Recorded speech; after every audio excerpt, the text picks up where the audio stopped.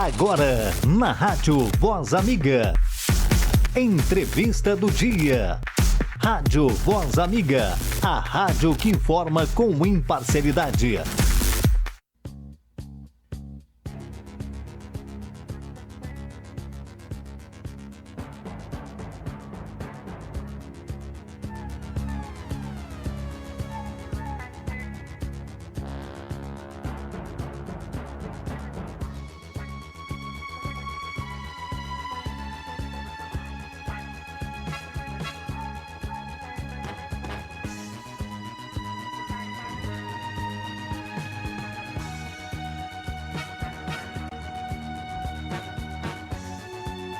Olha, muito boa tarde, meu amigo. 13 horas e 36 minutos aqui em Campo Grande, 14 horas e 36 minutos no horário de Brasília.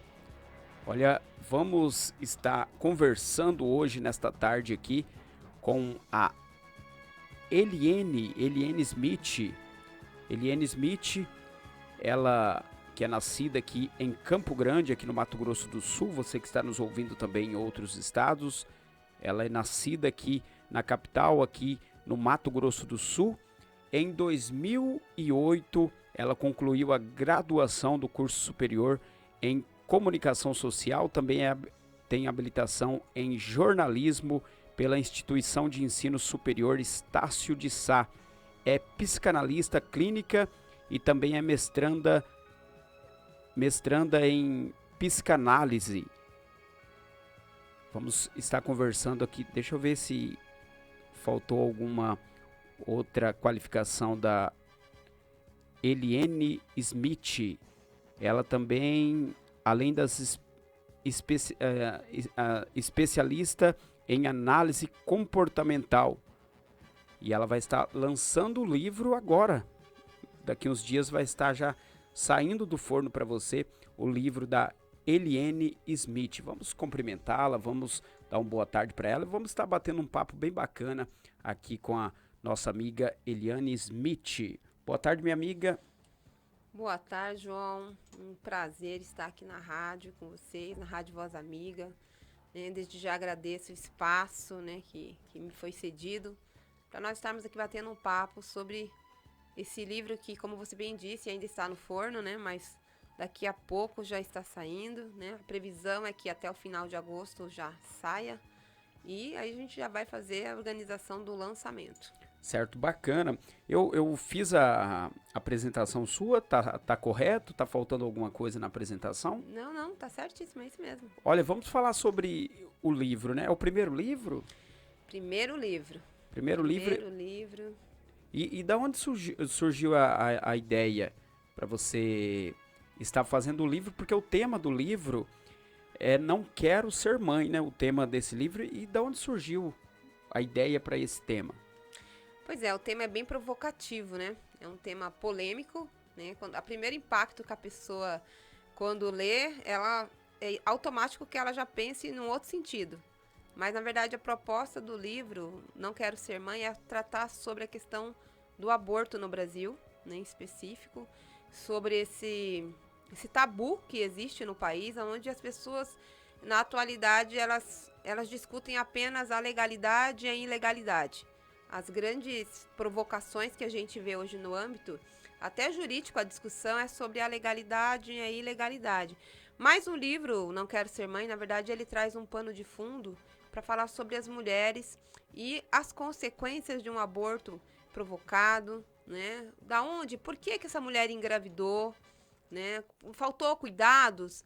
O Estado está falhando? A família está falhando? Quem está falhando nisto? Então, o livro ele traz mais ou menos essa abordagem. E você está falando que é uma abordagem de conscientização e esse título é um título para chamar atenção, É um título chamativo, porque se você colocasse um título, infelizmente ou felizmente, hoje em dia você tem que buscar algo para chamar a atenção da pessoa, É igual matéria jornalística, Se você faz algo dentro daquele intuito que tá a matéria, não vai chamar atenção e as pessoas não vão abrir. Então, na maioria das vezes você tem que chamar atenção. E é o caso do título desse livro, E quais os personagens desse livro, que compõem o livro? Então, João, ainda sobre o Não Quero Ser Mãe, assim, você falou uma coisa bacana, né? É uma provocação em que sentido? A primeira coisa que a pessoa, quando lê o título, ou ouve falar do título, é, né, por que a pessoa não quer ser mãe? Qual que é o pano de fundo atrás por não querer ser mãe, né? Então, aí surgem várias perguntas. Simplesmente porque a mulher não quer ser mãe, o que está por trás de não querer ser mãe? Então, por isso veio esse título provocativo, que é realmente um título para fazer a pessoa pensar. Bom, em relação aos personagens, esse livro, ele, embora seja um livro fictício, ele é baseado em fatos, assim, histórias reais, né? Em muitas histórias reais que a gente ouve, que a gente escuta, que a gente vê, que a gente ouve pelo meio do caminho de mulheres. Então, assim, o livro, embora ele seja uma ficção, ele retrata histórias, né? No mundo, vai trazer para o mundo literário essa realidade misturada na ficção. E os personagens do livro é uma jovem chamada Camila, na idade de 16 anos. Ela acaba, assim, tá no ensino médio, assim, na flor da idade, descobrindo a vida.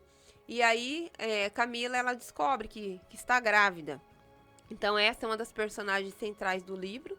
E, no meio do caminho, também tem a Fabiana. Fabiana é uma jornalista que conhece Camila e que, a partir desse conhecimento, elas se conhecem dentro da unidade de saúde quando a Camila descobre que...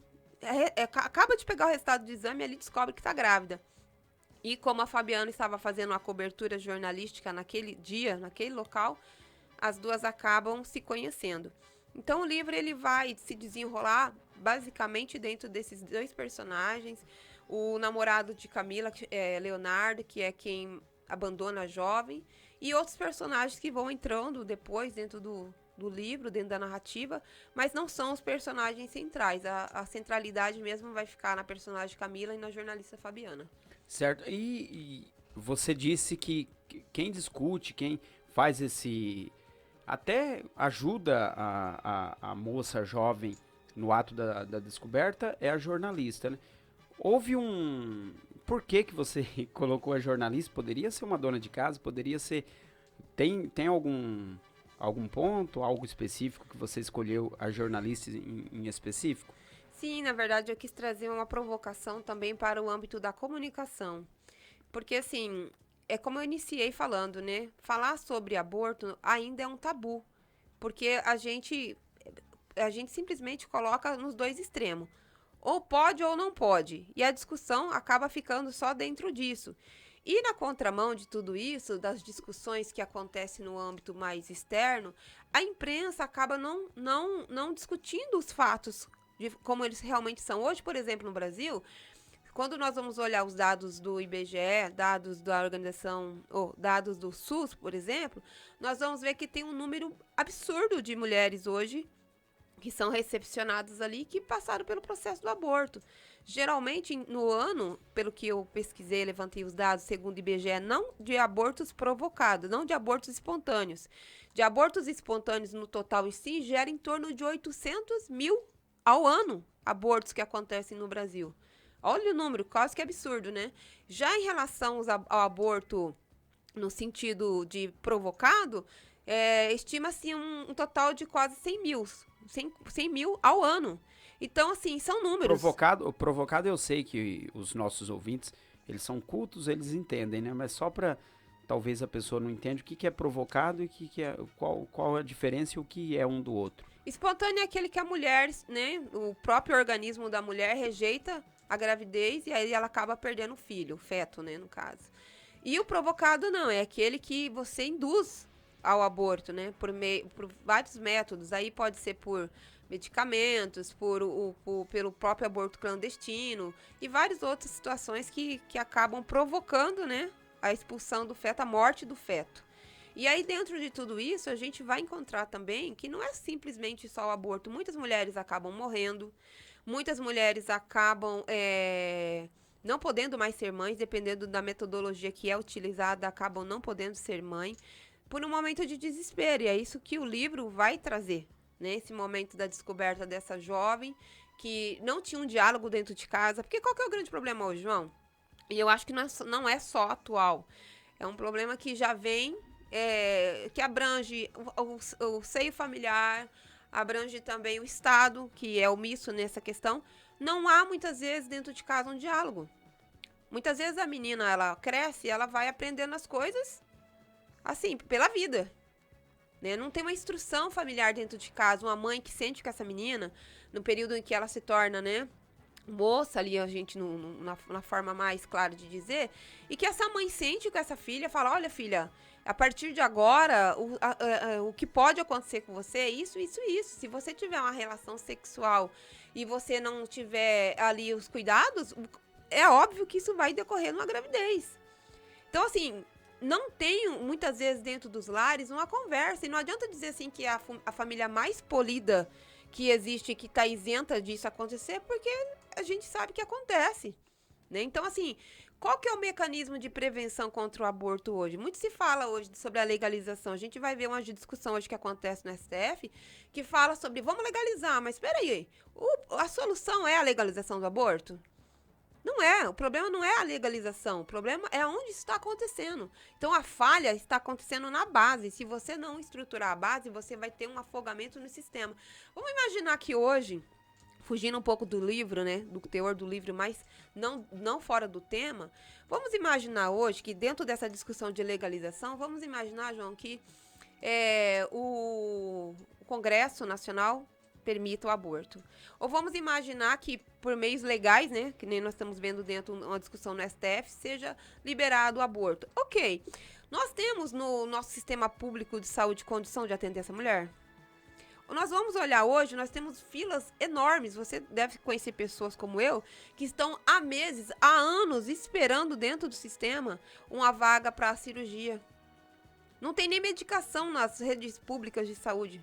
Quanto mais você legalizar uma situação dessa, para você falar assim, não, vamos liberar. Como que você vai afogar ainda mais o sistema de saúde?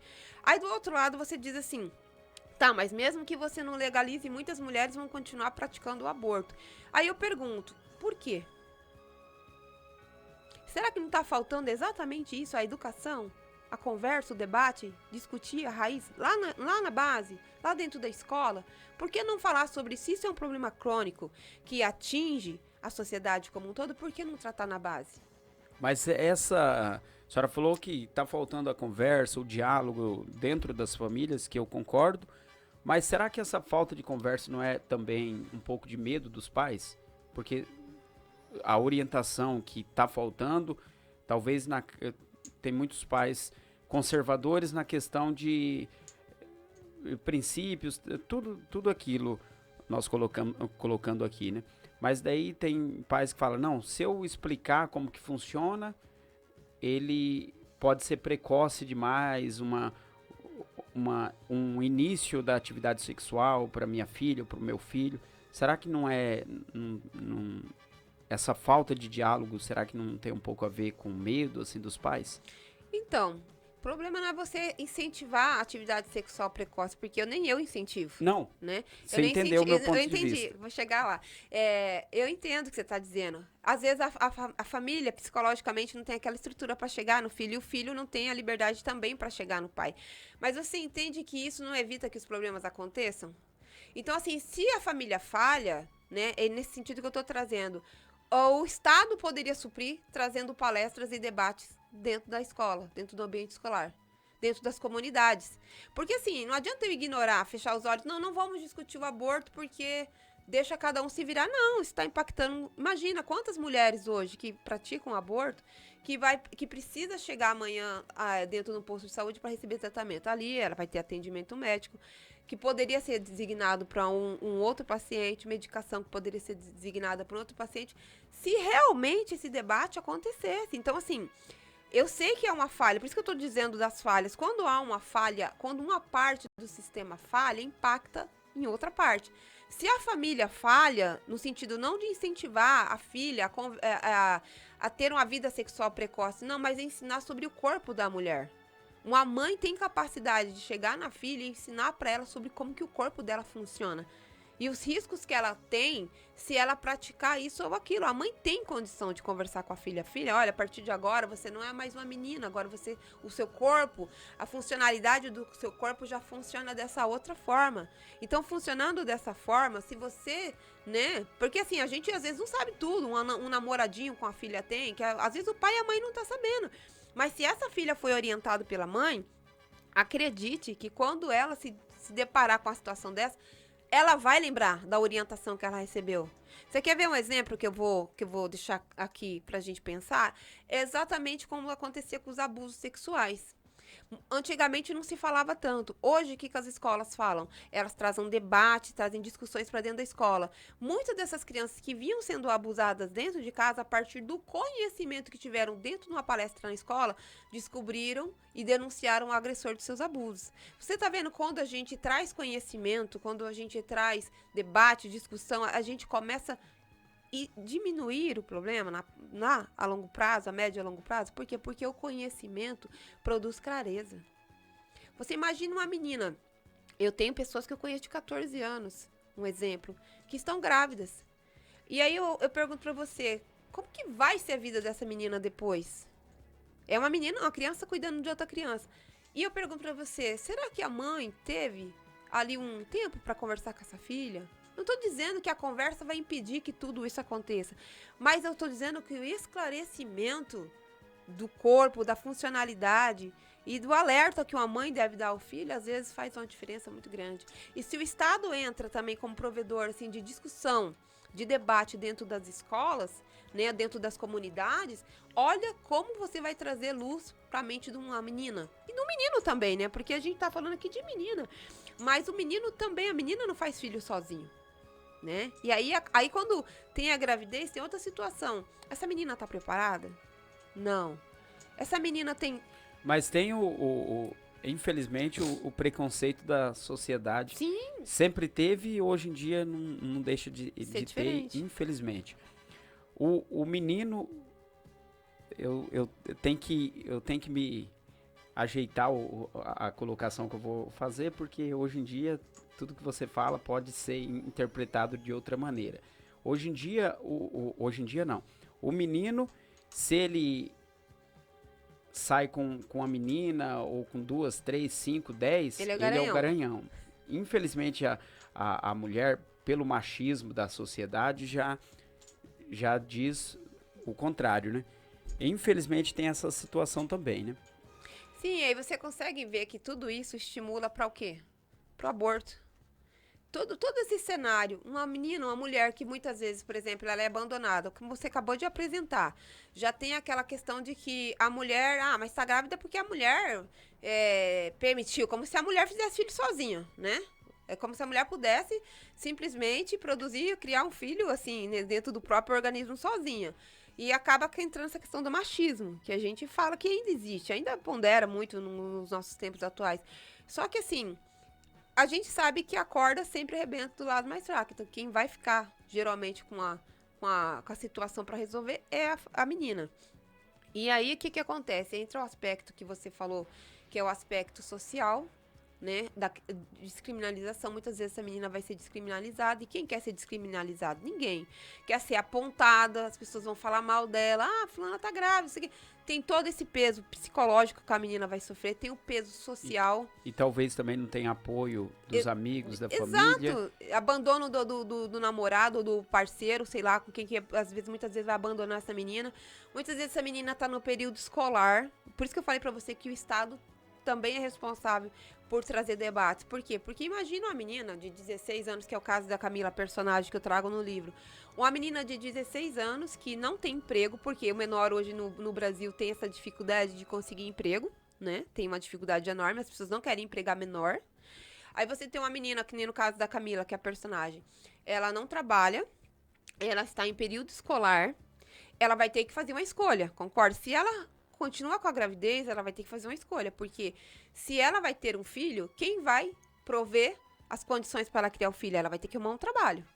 Então, se ela vai arrumar um trabalho, provavelmente ela vai ter que... A primeira coisa que ela vai abandonar é o quê? Os estudos. Isso vai refletir diretamente nos estudos, porque agora a prioridade dela não é estudo, É a gravidez, então ela tem que trabalhar. Aí tem um outro agravante, que foi aquilo que eu falei. Quem quer contratar uma mulher grávida hoje no Brasil? Mas também entra em outro contexto, né? Se caso ela faz a jovem, não estou falando do livro da senhora, mas Sim, numa história real. Uhum. A jovem comete o aborto. Talvez, naquele momento, é aquilo que ela quer. Ela, sem pensar, talvez ela está pensando só no momento. Exatamente. Não, se eu não cometer, se eu não fazer o aborto, ele vai, ele vai me abandonar, ou meus pais vão brigar comigo, alguma coisa, ela pensa no momento. Mas vai passar 1 ano, 2 anos, 3 anos, 4 anos, ela pode se arrepender, e com certeza, na maioria das vezes, se arrepende, e daí ela pode ter uma depressão, pode ter problemas maiores. Sim, eu trago isso no livro. Exatamente essa discussão que o livro vai trazendo, que a Fabiana vai apresentar para Camila. Porque Camila, num primeiro momento, ela tá com todo esse desespero que a gente tá falando aqui. Não tenho trabalho, estou abandonada, o namorado rejeitou, o namorado não reconhece a paternidade. E aí, dentro de casa, a mãe já tem outros 2 filhos, ela também é filho de pais separados. Então, no primeiro momento que a menina descobre uma gravidez dentro desse contexto, é o que? É o desespero. Ela não pensa depois. E tudo que ela pensa no depois é desesperador. Ela não pensa em algo positivo. Ela pensa no aspecto negativo. E é por isso que muitas praticam aborto. Porque justamente por causa desse pensamento. Aí entra dentro do que você falou. Tudo passa na vida. Só que as consequências não. As consequências é algo que nós vamos ter que viver com elas, lidar com elas. Vamos imaginar que no momento de desespero, a mesma coisa uma pessoa. Uma boa pessoa, do nada ela passa uma raiva, um nervoso, uma briga, ela dá um tiro na pessoa, mata a pessoa. Ela não era uma pessoa ruim, mas no momento, pelo desespero, ela praticou aquilo. As consequências que ela vai ter que levar depois é para sempre. O aborto é a mesma coisa, porque ele vai ter também consequências psicológicas na pessoa. Então, assim, às vezes o desespero cega a pessoa. Não deixa a pessoa ver o depois. Mas, se ela tiver calma, se ela tiver paciência, o tempo vai passar e as coisas vão se ajeitar. No caso, por exemplo, da personagem, a Camila e a Fabiana vem trazendo exatamente dentro do livro esse outro aspecto para Camila. Ela consegue compreender o desespero da moça, ela consegue compreender que realmente tudo aquilo que a menina traz, apresenta, né, abandono, o problema financeiro dentro de casa, a dificuldade de depois conseguir um emprego por estar grávida, é real. Mas só para você terminar, daí você já me responde essa pergunta minha. Isso é uma ficção? Esse livro é uma ficção? Você já pontuou? Mas tem alguma história que você conhece, que você... lógico, várias histórias aqui que você contou pra gente. Tem uma menina de 16, 17 anos, 14. Parece, 14 anos que abortou, ou quer abortar, ou tá grávida, não sei qual. Tá grávida. Mas daí tem uma história que você tirou essa história pra colocar nesse livro? Ou você juntou várias histórias? Juntei várias histórias. Por exemplo, eu ouvi, assim, eu fiz uma pesquisa com algumas mulheres pra saber, porque... Assim, o meu objetivo no livro, João, não é condenar ninguém, porque a própria consciência já faz isso, né? Eu não sou juiz, então o objetivo do livro não é julgar ninguém.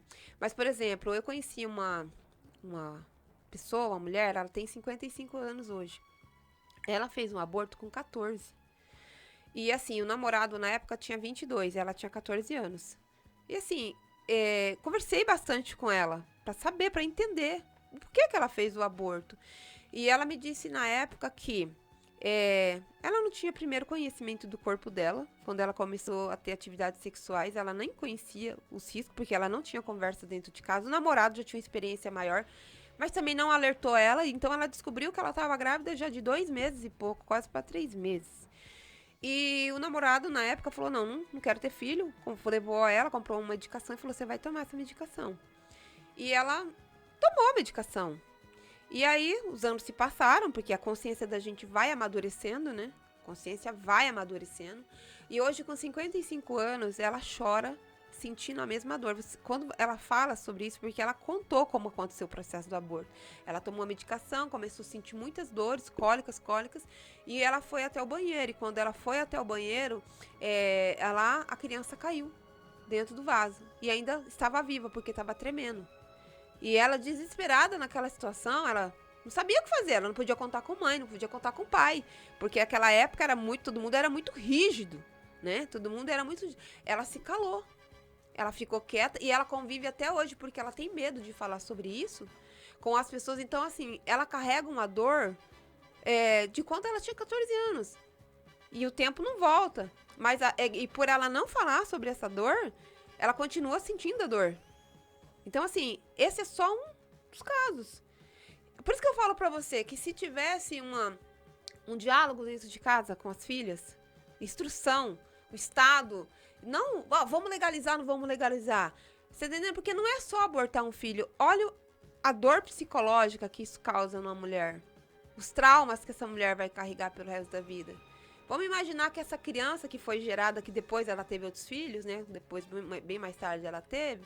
Mas aqueles outros filhos não apagaram a imagem daquele primeiro filho que ela teve. Entendeu? Continua sendo filho que ela se sente uma assassina. Né? Ela se sente uma assassina. Então, olha um peso que carrega. Por isso que o livro vai trazendo essa abordagem, Fabiana vai discutindo bastante com Camila, trazendo esses pontos, chamando a Camila para um despertamento, não só dentro do problema, mas além do problema, para ela olhar fora da caixinha. Realmente ela estava com a dor? Tava. O abandono, que ela estava sentindo do namorado, ali ele causava dor, né? O medo do amanhã, a rejeição dos amigos, da sociedade. O peso realmente na vida da Camila estava muito grande. Mas você vê a importância de uma pessoa que a Fabiana, ela entra justamente fazendo esse contraponto, chamando Camila para pensar fora da caixa. No depois. Vamos pensar junto, eu tô aqui para te ajudar. Olha a importância de ter alguém para ajudar. A Fabiana entra nesse aspecto de ajudar. A questão é, se você olhar só na situação, provavelmente a pessoa que vai cometer o aborto, talvez ela vai achar que é interessante. Ah, não, eu vou... É a saída. É a saída que eu vou acabar com essa situação aqui, acaba e pronto. Mas daí, igual a senhora disse, vários relatos aqui de situações que infelizmente acontecem, a pessoa fica naquela depressão, fica naquela culpa. Então não é só o momento, a pessoa tem que...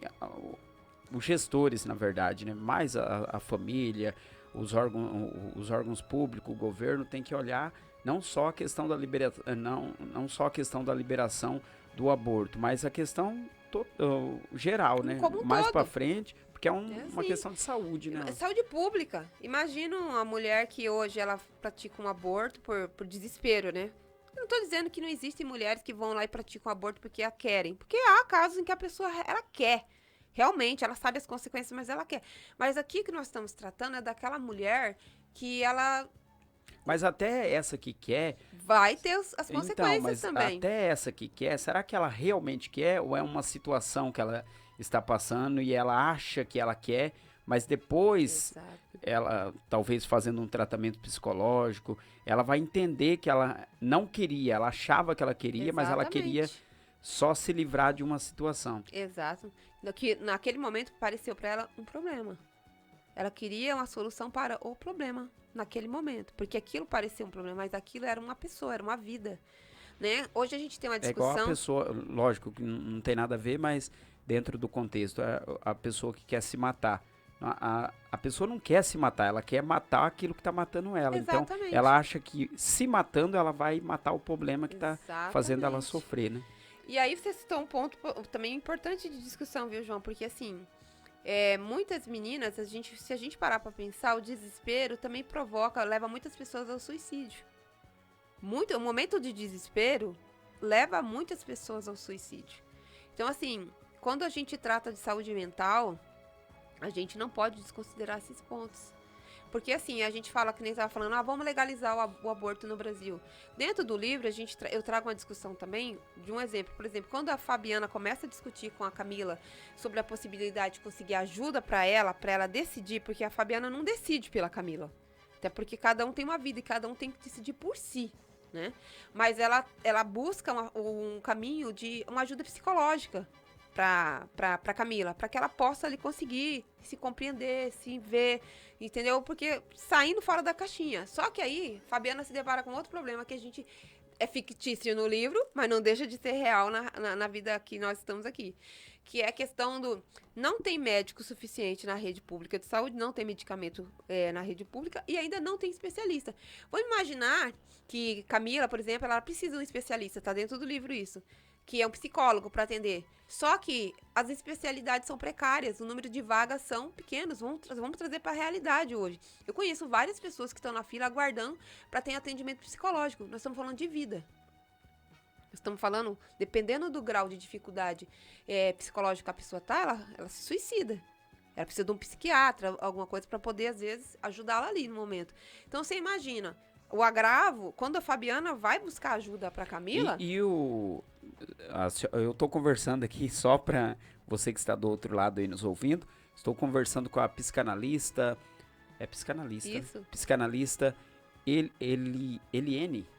Eliene. Estamos falando aí sobre o lançamento do livro dela. O livro com o tema Não Quero Ser Mãe. Estamos conversando, batendo um papo aqui. E tem uma situação também. A falta de amparo, né? A falta de... Infelizmente, a gente está numa sociedade muito julgadora, né? A gente julga muito. E ajuda pouco. Infelizmente. Se aparece uma situação dessa, em vez de a gente abraçar, a gente conversar, a gente fala, não, o que aconteceu? Porque, não, mas eu te falei. Infelizmente tem essa situação. E talvez a pessoa já está ferida pela situação, ela pode até... Sentir pior ainda. Se sentir pior, talvez tirar a vida ou cometer o aborto. Exatamente. Isso o que falta é o apoio, o acolhimento, né? Lá na frente, já mais à frente dentro do livro, o leitor vai encontrar esse aspecto. Que a análise que Fabiana faz em relação a Camila e uma outra personagem que é a Júlia, que também praticou o aborto, é que, na verdade, essas mulheres, o medo delas não era a gravidez, mas era a falta de amparo. Exatamente, a falta de amparo que, às vezes, uma mulher precisa ter. O medo. Sabe, assim, o medo que ele não é tão grande, mas na sombra você olha, o reflexo é gigante, você tem medo da sombra.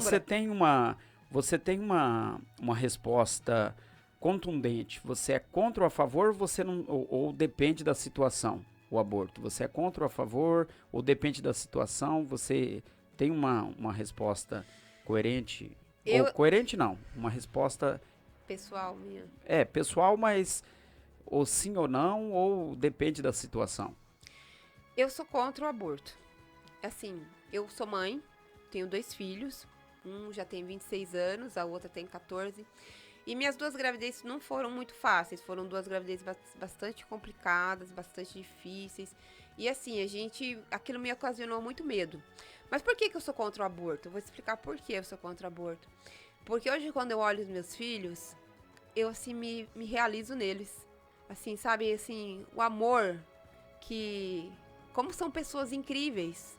Que se no momento daquelas complicações todas que eu tive como mulher, se eu tivesse pensado no aborto, eu hoje não estaria vivendo o que eu vivo tendo os meus filhos. Sabe, o sorriso, o abraço, o amor, o carinho. Entendeu? Então, assim... Eu penso no aborto hoje, eu sou contra o aborto dentro desse aspecto. Aí as pessoas falam assim, Eliane, mas o que a mulher faz hoje se ela não consegue amar o filho, ela não consegue, né? Porque existe casos assim. Gente, hoje em dia tem doação. Você pode entregar o filho para doação. É melhor do que você matar uma criança. Porque olha o número de pessoas hoje no nosso país que querem adotar uma criança. Que não pode ter filhos e querem adotar uma criança. Por exemplo, eu já vi personalidades fantásticas que foram filhos adotivos e que hoje são grandes estrelas internacionais. São estrelas internacionais. Você pensa você tirar o brilho, impedir que uma pessoa dessa pudesse nascer? E hoje a gente olha uma pessoa dessa brilhando com todas as características que a pessoa tem. Então, assim, eu sei que é um momento difícil, eu não tô aqui dizendo, assim, que uma gravidez não planejada é fácil. Não, como mulher eu posso garantir que não é. Mas eu tô dizendo que o aborto não é o melhor caminho. Entendeu? Há outros caminhos. Conheci uma menina, também, que ela não é daqui, ela é do município de Angélica, e ela é fruto de um estupro. Ela é fruto de um estupro. A mãe dela sofreu, né? E um estupro. E ela nasceu. E a mãe decidiu, assim, não abortar. A mãe decidiu não abortar. E hoje, dos 3 filhos que essa mulher tem, os outros 3 filhos, cada um foi viver a vida. Cada um foi fazer o que queria da vida. E quem cuida da mãe? Justamente a que foi filha do estupro, que poderia, né, a mãe ter abortado. Então, a vida, ela reserva surpresas que muitas vezes a gente não sabe. Algumas ruins, outras boas, mas a gente não tem como dizer que tudo é ruim. Entende? Que ter um filho é a pior coisa do mundo. Que esse filho, para mim, vai ser a longo prazo um prejuízo, a gente não sabe. E por isso que a dúvida, no caso de muitas mulheres que praticam aborto, vira na mente dela um fantasma. Porque ela vai ter que conviver eternamente com a dúvida. E como seria essa criança? Como que essa criança seria? Como que ela vai ter que conviver eternamente com a dúvida? Porque não tem como você voltar lá atrás e refazer aquilo que já foi feito. E essa discussão do STF, essa discussão a favor ou contra a legalização do aborto, caso isso se concretize, favorece a quem, na sua opinião? Será que vai favorecer a mãe? Infelizmente, talvez naquele momento ali pode ser até que favoreça, né? Mas lá na frente, como que vai ser? Será que o nosso SUS, será que o Sistema Único de Saúde, será que a nossa sociedade está preparada para isso? Eu creio que não. Porque assim, quando a gente fala, por exemplo, vamos legalizar. Uma coisa é você legalizar e dar todos os instrumentos, todos os suportes, correto? Para que isso possa ser feito. No caso do Brasil, não. A gente sabe que o sistema por si só é falho. Então, simplesmente eu dizer para você, olha, você tem uma arma aqui na mão, dá um tiro em alguém, mate alguém, eu tô te dando o direito de fazer isso. Mas eu não tô querendo colher junto com você as consequências que você vai viver. Porque essa responsabilidade, antes dela ser uma responsabilidade do Estado, vamos imaginar que o Estado vai ofertar a possibilidade dessa mulher. Mas o Estado não vai retirar da mente dela o que ela praticou. Então, às vezes, nós temos direitos, muitos direitos. Mas será que todos os direitos que nos é dado fazem bem para nós mesmos? Essa é a pergunta. Então, assim, sobre legalizar e não legalizar, para mim esse não é o caminho. O caminho para mim é a educação, é o esclarecimento. Esses são os caminhos. Se a gente realmente quer trabalhar... Então, para fazer uma pergunta dentro disso que a senhora está falando, o que seria viável para essa diminuição, uma conscientização, uma palestras, o que seria talvez na visão, ou na ideia, no conhecimento da senhora aí para diminuir a procura aí de aborto das mulheres? Eu acho que tudo que você começa na base, o resultado é melhor. Se nós começarmos a trabalhar a base, o que é a base? A base é a família.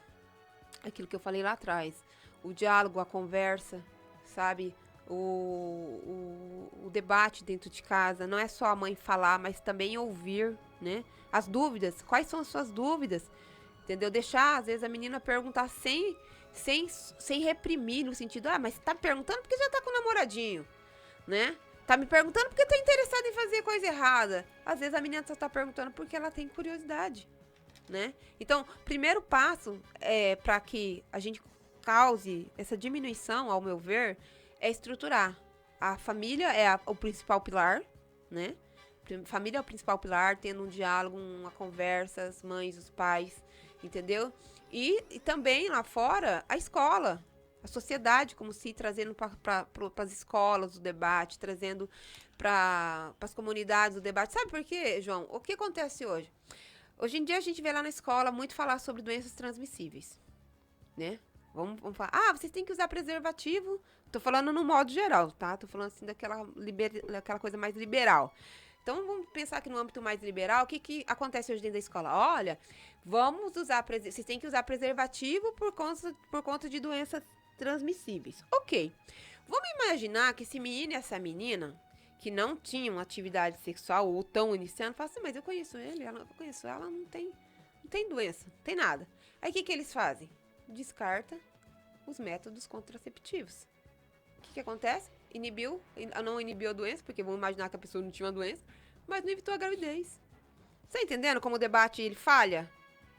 O debate ele não é literalmente como deveria ser? Porque assim, a gente não pode impedir as pessoas, João, e até se a gente quisesse impedir as pessoas de fazer o que querem com o corpo, né? Assim, de ter uma atividade sexual. Já conheci pessoas que o filho trancado ali, sete chaves. Na primeira oportunidade, foge, e daqui a pouco parece grávida ou com alguma coisa. Já conheceu família assim, né? Porque eu já conheci família desse jeito. Era criada totalmente naquele ambiente rígido. Não vai fazer. Daqui a pouco, alguma coisa falhou e tá lá a menina grávida. Então, assim, você entende que o diálogo é o melhor, o conhecimento é... Né? Biblicamente, a palavra de Deus fala, conhecereis a verdade, ela vos libertará. Você está entendendo que quando a gente conhece a verdade, ela vai quebrando os rótulos, os paradigmas, e a gente tem menos chance de errar a partir do conhecimento? Eu não estou falando só nessa área, estou falando em todas as áreas da nossa vida. A partir do momento em que a gente adquire conhecimento, a tendência de nós errarmos diminui.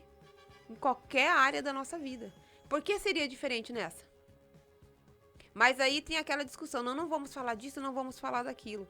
Enquanto isso, a sociedade continua falhando e essa situação continua crescendo cada vez mais. Olha, numa situação dessa do aborto, uma mãe que talvez ela não... Na visão dela, talvez ela fala que não se sente preparada, porque ela é jovem, assim. A senhora colocou uma situação ela não se sente preparada, mas quer abortar em virtude disso, da não preparação. A senhora colocou uma situação da adoção. Qual outro método, outra situação que ela poderia... Fora o aborto? Fora o aborto, com certeza. Então, João, eu acho assim que o amparo familiar ajuda muito, né? Porque assim... Depois que a menina chega com o resultado de gravidez positivo, não tem muito o que se fazer, concorda? Você pode brigar, você pode esbravejar, você pode acusar, você pode falar o que você quiser. A gravidez vai continuar ali, a não ser que seja por uma questão de um aborto espontâneo ou um aborto provocado, a criança vai continuar lá. Então, assim, nesse aspecto não há muito o que se fazer. Ou você realmente vai ter que assumir a responsabilidade, criar. E se essa menina tiver um amparo, porque assim, a vida ensina, João. A vida, ela nos ensina. O melhor professor é o tempo, né? Ele vai nos corrigindo as nossas falhas, vai nos apontando. Tem gente que aprende, outros não aprendem. Mas o tempo ainda é o professor, né? As nossas experiências vão nos ensinando. Depois que a menina tá grávida, não tem o que se fazer em termos de... Vou falar. Aí não é hora da mãe vir falar. Tá entendendo? Aí não é hora da mãe vir falar, a mãe vir acusar, porque já tá lá a gravidez. A mãe pode falar o que quiser, vai continuar lá. Então é um momento assim, o que nós vamos fazer como família? Nós vamos amparar essa menina? Muitos pais acabam jogando a menina até fora de casa. A gente vê isso, né? O que dificulta ainda mais a situação de uma menina, né? Dentro desse aspecto. Mas eu ainda acho que o aborto nunca vai ser a melhor solução. No caso em que o melhor caminho seria criar essa criança com todas as dificuldades, buscar amparo social, buscar assistente social, buscar o Estado. Se você tem um amigo que possa ajudar a enfrentar esse caminho, porque sozinho às vezes é muito difícil mesmo, mas com mais alguém junto facilita, né? A gente tem que pensar o seguinte, não dá para viver a vida toda em um dia, é um dia de cada vez. Vai ter que viver um dia de cada vez. E sim, o último, extremo caso, essa menina perceber, essa mulher perceber, não consigo conviver com ela, entrega pra adoção. Pelo menos você vai ter a consciência de que você não assassinou alguém, você deu a chance daquela pessoa viver da mesma forma como eu quero viver. Às vezes a gente pensa assim, mas é só uma criança. Você sabia que o primeiro órgão da pessoa, de um bebê, de um feto que começa ali, que é formado, é o coração? E aí a gente vê que o coração também é um dos últimos que morre dentro do ser humano. É o primeiro e praticamente quase o último. Exceto por morte cerebral, alguma coisa assim, o coração continua ali. Então você vê que quando a gente fala nesse aspecto de vida, se eu quero viver... Por exemplo, se você perguntar pra mim assim, Eliane, você já enfrentou problemas? Eliane, é fácil pra você? Eu vou dizer pra você, João, eu tenho vários problemas que eu tenho que enfrentar que eu não queria. Aí se você perguntar pra mim assim, mas só por isso você quer morrer, porque você tem esse problema, eu falo, não, João, quero viver. Agora imagine uma criança, se você pudesse perguntar pra ela dentro do ventre, olha, eu tenho todos esses problemas pra você aqui, esse. Você ainda quer viver? Se nós pudéssemos perguntar, eu tenho certeza que essa criança fala, olha, com todas as dificuldades que tem, eu quero viver. Né? Então, assim, quando você pratica o aborto, você retira da pessoa esse direito dela, que é dela. Porque a gravidez, uma gestação, não é uma... O útero da mulher é uma incubadora. Mas então o filho não é extensão da mulher, porque se fosse uma extensão do corpo da mulher, ele continuaria ali, meu braço, a extensão do meu corpo. Entendeu? Se eu cortar meu braço, ele fica lá. Se não certo que faça uma cirurgia ali, eu perco meu braço. Agora, o filho não. O filho, a partir do momento em que ele sai do útero, que ele sai da barriga da mulher, se tiver alguém que não precisa ser necessária a mãe para cuidar dele, ele vai sobreviver. Ele vai sobreviver. Então, ele não é uma extensão. Quando as feministas dizem assim, meu corpo, minhas regras, tudo bem, é seu corpo, mas a criança não é o seu corpo. Ela não é o corpo da mulher, porque se fosse o corpo da mulher, que nem o braço ia continuar lá. Então, essa discussão, meu corpo, minhas regras, tá errado, porque você tá decidindo sobre a vida do outro, não é a sua, não é sobre a sua vida, se você quer viver ou não. Você tá dando uma sentença pro outro, se o outro quer viver ou não, sem perguntar, simplesmente dando uma sentença de morte para aquela pessoa. Então, assim, por isso que eu falo que o debate ainda é o melhor caminho. Ouvir é o melhor caminho, sabe, João? Às vezes a gente no dia a dia, como você colocou, a gente julga muito. Mas a gente não para ouvir. Entendeu? A gente não para pra escutar. Não significa que nós somos senhores da verdade, né? O contraditório é excelente. Sim. Nem tudo... Lógico, nada na vida é do jeito que a gente quer. Tudo tem o contraditório e é bom a gente ter esse diálogo, contraditório. É bom e sempre tem que ter o contraditório. É saudável, né? Muito saudável. Mas tem que ter e tem que discutir, tem que ver com a sociedade, tem que ver se realmente é isso que a sociedade quer. E não colocar uma situação como... Imposição.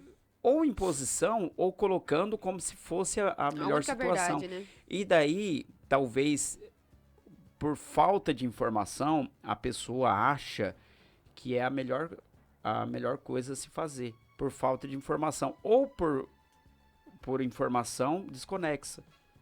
Talvez passa a informação, mas não a informação na sua forma amplitude, real, né, na forma real. E daí a pessoa acha, não, a melhor coisa que tem a se fazer é isso. E daí a pessoa faz...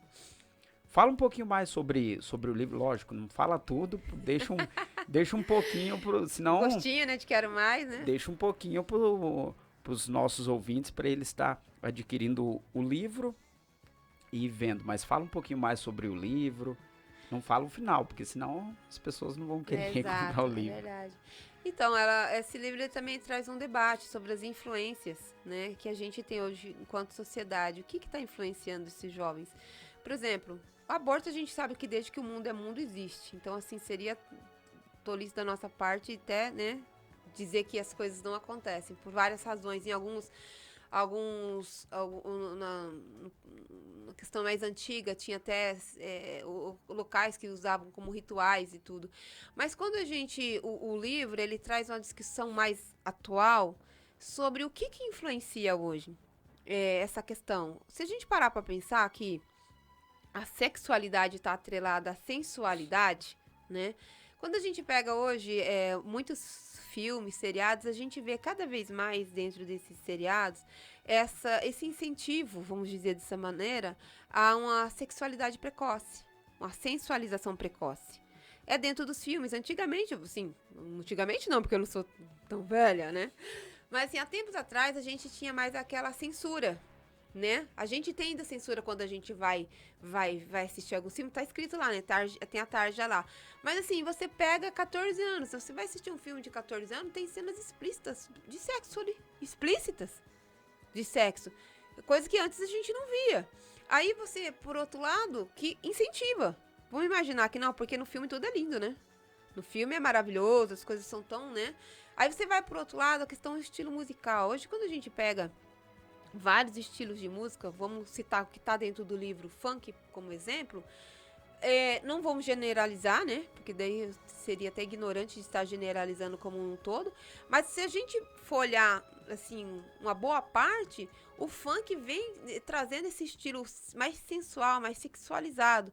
E assim, a gente hoje, que é o contexto que acontece dentro do livro, porque o contexto do livro, ele se reflete dentro de uma periferia, ele acontece dentro da periferia, né? E aonde esses estilos são mais prevalecentes. Então, assim, vamos imaginar que uma música, né, tá ali totalmente fazendo uma apologia ao sexo. Que tem várias funks que fazem apologia explícita ao sexo. Na comunidade onde Camila, por exemplo, vive, não tem essa questão de restrição. Onde só quem ouve esse tipo de música é de determinada faixa etária. Não, ali no conjunto, na comunidade onde a Camila vive, do pequeno até o mais velho escuta. Porque é cultural. É cultural dentro daquela comunidade. Então, a dança, a sensualidade. Então, as crianças que vão crescendo dentro daquele ambiente, vai se tornando um ambiente natural, porque ela convive dentro daquilo. Então, para ela não é algo diferente, é algo natural. Então, a gente vai vendo que esse estímulo, a sensualidade, a sexualidade precoce, ela vem cada vez mais sendo aflorada por meio dessas influências externas que a sociedade vem passando. E é uma abordagem que o livro traz também como discussão, né? Porque assim, vamos imaginar que tem lá o censo, 14 anos, permitido só para acima de 14 anos. Mas quem tá fiscalizando dentro do bairro? Quem tá fiscalizando o celular que essa criança assiste? Quem tá fiscalizando essas coisas? Então não tem... Permitido... Tá lá, né? Não significa que... Não significa que não vão fazer. Um Netflix da vida, por exemplo. Eu vou citar assim, eu vou supor que eu tenho na minha casa. Eu saio, vamos supor, tenho adolescente, eu tenho uma filha adolescente. Ela vai assistir um filme. Vamos imaginar que lá, ela não vai ficar olhando classificação. Ela não vai olhar, ele está permitido só de 14 anos, eu não vou assistir. Ela vai olhar o nome do filme. Se ela gostou do nome do filme, ela vai clicar. E vamos imaginar que lá, num nome que às vezes não é um nome muito, né, explícito de alguma coisa assim. Um filme normal. E no meio do filme tá lá uma... Você tá entendendo como que a nossa sociedade vem sendo cada vez mais manipulada, cada vez mais manipulada dentro da cultura? Isso reflete aonde? E a senhora falou de música. As músicas não muito longe, ela tinha história. Você ouvia um sertanejo, ouvia qualquer linhagem de música, qualquer segmento. Uma poesia, né, que era cantada. Não, mas assim. tinha letra. Você ouvia música romântica com letra. Hoje, infelizmente, hoje em dia, as músicas românticas, qual que é o contexto das músicas românticas? Não vou falar, porque a senhora sabe e os ouvintes sabem qual que é o contexto da música romântica de hoje. E isso é lógico que cada um tem a sua cabeça, né? Como Sim. diz. Mas influencia, principalmente jovem, né? Jovem, infelizmente, ele é muito influenciado. Completamente. E aí é por isso que o livro, ele traz essa crítica, né? Eu trago dentro do livro essa crítica dessa influência. Por isso que eu volto a dizer que a estrutura, a base, que se a família falha, o Estado tem que estar ali como provedor de conhecimento, é fundamental. E o que a senhora procura alcançar com esse livro? Qual que é, assim, a visão, assim, a senhora falar, eu quero, lógico, mudar a sociedade, mudar a visão, mudar parâmetros, conceitos, com certeza a senhora não vai mudar, né? Mas qual que é a visão, o que a senhora procura alcançar com esse livro? Eu quero provocar o debate. Porque, como a gente falou, não importa o lado, importa a discussão, porque a discussão, se ela for uma discussão saudável, ela produz crescimento. Porque uma boa discussão, ela produz o quê? Ela permite a gente refletir. Ela permite a gente refletir. E no meio de tudo isso, muitas pessoas, por meio da reflexão, vão perceber. Eu não tô aqui, o livro, como eu falei pra você, ele não é pra julgar quem fez ou quem deixa de fazer o aborto. Até porque a gente é livre, nós temos um livre-arbítrio como seres humanos, não é verdade? As consequências que cada um fez é que ela vai colher para si própria, mas como seres humanos nós temos o livre-arbítrio. Então o livro, ele não é um censor para penalizar, para julgar. O objetivo do livro é discutir. É trazer a discussão fora dessa caixinha da legalidade ou da ilegalidade, porque tem uma mulher atrás disso. E as pessoas não estão discutindo por que essa mulher não quer ser mãe. Essa discussão não estão só dizendo ela não quer ser mãe. Mas a discussão do porquê ela não quer ser mãe, ninguém está querendo saber. É exatamente quando a pessoa vai perguntar por que você não quer ser mãe, é que as respostas vão vir e a gente vai entender o cenário. E aí, a partir desse entender, a gente vai conseguir direcionar para algum caminho. Essa é a proposta do livro. Não é censor de julgamento, mas é um sensor de debate, de discussão, porque a sociedade, eu compreendo que a sociedade cresce a partir da permissão das discussões, né? É aquilo que a gente fala da livre expressão, né? A gente vai se expressando. É igual, como a senhora disse, o livre-arbítrio, né? É igual a Bíblia diz, né? Deus, ele não prende a gente a servir ele, nem fazer a vontade dele. Você tá livre, você pode fazer a sua vontade, mas daí você vai arcar com as consequências. Exato. Que vai vir. Eu falei aqui com a Eliene, que é psicanalista, falando sobre o livro, o tema do livro, que breve já vai estar, não sei onde que vai estar nas lojas. Vai ser lançado. Primeiro a gente vai fazer o lançamento, né? E vai estar na onde depois? E depois a gente está conversando já com alguns espaços, até mesmo online também, para estar fazendo essa venda. Não quero ser mãe, já tem data? A previsão é para final de agosto, né? Que ele já fique pronto. Para o início de setembro a gente já está com ele em mãos, né? E aí, a partir disso, aí a gente já vai organizar para início de outubro, meados de outubro, o lançamento dele. E depois volta aqui com o livro. Com certeza, vai ser um prazer, João. Eu deixo os microfones aqui à disposição da senhora, fazer os agradecimentos, mandar um abraço. Fica à disposição. Em primeiro lugar, quero agradecer, né, a Deus, né, pelo privilégio de poder ter me orientado, né, dentro da narrativa do livro. Busquei muito, né, pedi muito a Deus e também que ele me colocasse pessoas no meu caminho para me compreender as histórias e a partir das histórias construir esse livro. E o primeiro. Né? Não, eu tô falando o primeiro agora vai virar escritora. Amém. E também a minha família, né? Meus filhos que são, assim, a inspiração. Quando eu olho pra ele, como eu disse, né? Eu fico imaginando, assim, se em algum momento da minha vida eu tivesse praticado um aborto, como que eu teria perdido a oportunidade de ter essa vivência com eles, né? De aprender com eles, de amar e ser amada com eles. Então, assim, eu atribuo também a minha família, né? Também amigos que estiveram presentes, me incentivando, vai, escreve, vai logo, né? Porque demorou um pouco para me escrever esse livro, que eu ainda não tinha muita certeza, mas tive amigos ali que me incentivaram bastante. E você, João, também, né? Pelo espaço, porque assim, não é todo mundo que cede espaço pra gente falar sobre um tema polêmico, né? Como eu mesmo citei dentro do livro, a Fabiana é uma jornalista, que dentro do espaço onde ela trabalhava não se discutia muito, embora hajam dados reais e o jornalismo se baseia em fatos, né, em tudo, mas nem sempre é um tema que é trazido para discussão, né? Então, assim, eu agradeço você pelo espaço que foi aberto aqui. Obrigado, Eliene. Eu sempre olho novamente no seu nome porque eu quero falar Eliane, então Eliane. É comum.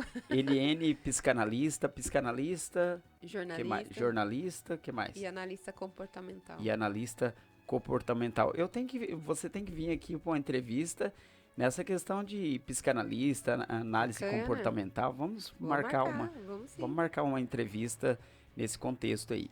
Olha, agradeço meu amigo, minha amiga, você que está nos ouvindo pela Rádio Voz Amiga, daqui a pouquinho já vai estar na íntegra essa entrevista em nosso canal da Rádio Voz Amiga no YouTube. É a Rádio Voz Amiga trazendo informações com credibilidade para você.